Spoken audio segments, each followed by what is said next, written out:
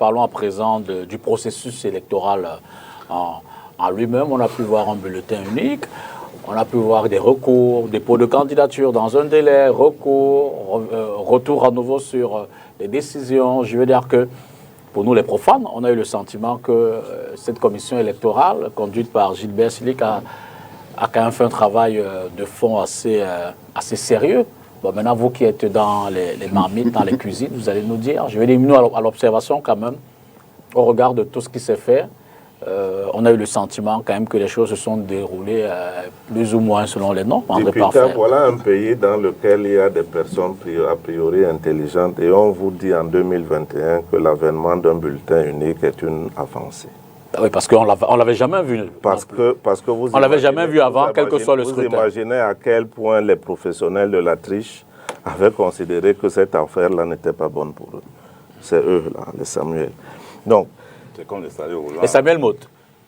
Voilà, exactement. Oui, pardon, pas Samuel Eto'o, Samuel Motte. Ah oui. Précisément, c'est comme l'escalier roulant. C'est comme l'escalier. Voilà, c'est-à-dire, on est en 2021. Il y a des Camerounais qui disent partout quand ils rentrent au village qu'ils sont en ville, à Douala, et qui découvrent un escalier, un escalator, un escalier roulant. Ils ont fait la longue file. Oui, bon, donc c'est ça, c'est les avancées du renouveau. Vous voyez à quel point on avance. Donc, voilà, vous êtes en train de nous amener sur le terrain du bulletin unique. Pas que. Le processus dans son ensemble. Non, le processus dans son ensemble était vicié puisqu'il était à la base. Je rappelle, parce que Charles et moi, on dit la même chose depuis le début, je rappelle que nous sommes dans une élection qui n'a pas lieu d'être, parce qu'elle est mal faite depuis longtemps avant. Je rappelle que celui qui a gagné l'élection a dit qu'elle est mal faite. Il y est quand même allé. Il a écrit à toutes les autorités avec des éléments qui feraient frémir n'importe quel homme normal. Il faut rappeler aussi que le magistrat Gilbert Schlick, parce que ça a échappé, beaucoup n'ont pas écouté son propos liminaire. Au début, il a dit des choses qui étaient... Il a dit des choses, voilà, il a dit clairement que l'élection a été annulée à la base, mais il est surpris que celui qui l'a fait annuler s'est porté candidat plus tard lui-même. C'est ça.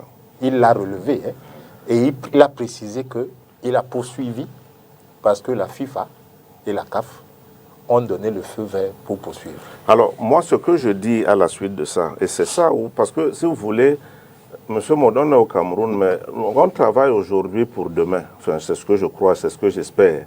Que comme nous tous, nous avons des enfants, comme nous tous, on nous a légué le Cameroun et qu'on a l'obligation de le léguer aux autres le moins mal en point possible, je croyais qu'on se préoccupait de faire en sorte que de bons exemples se multiplient. Ahmad Kalkaba Malboum était observateur samedi le 11 au Mont-Fébé. Président du Comité national olympique et sportif du Cameroun, tutelle de la Chambre de conciliation et d'arbitrage, qui a dit depuis longtemps qu'il n'y a pas d'élection, parce que l'Assemblée générale qui doit commencer par faire les textes est celle de 2009. Ce monsieur est un ancien officier supérieur de l'armée. Il a les états de service que chacun sait dans l'olympisme. Dans l'olympisme, dont les valeurs ne sont pas achetées et vendues. Dans l'olympisme. Il était assis là, très heureux d'être là, avec ça comme background. Vous avez Mabouan Kesak, candidat ayant attaqué et gagné. C'est-à-dire, il n'y a pas d'élection, ces gens ne peuvent pas la conduire, qui était candidat.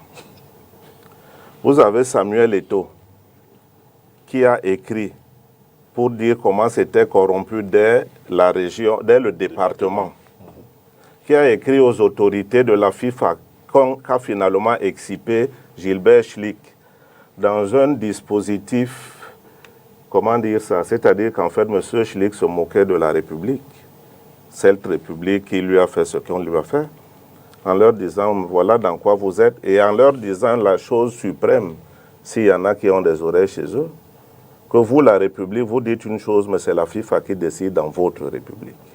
C'est-à-dire que la FIFA peut décider de subvertir le bon ordre des choses. On a pris une décision, on a arrangé une décision une décision exéquaturée est une décision rendue au nom de chacun des Camerounais parce qu'elle est rendue au nom du peuple camerounais.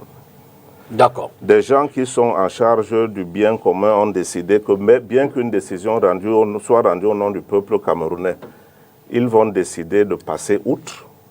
Et vous avez donc une kyrielle de gens qui vous disent comment faire, arrêter vos querelles, passer outre, allons vers ce truc-là. Et chaque fois qu'on passe outre avec toutes les gens que vous avez vus, y compris les Nyassa Soleil, y compris les Boelame, parce qu'ils ne sont pas différents des autres électeurs, de la majorité des gens qui sont dans les 76 qui ont désigné le président. Ils sont du même tonneau.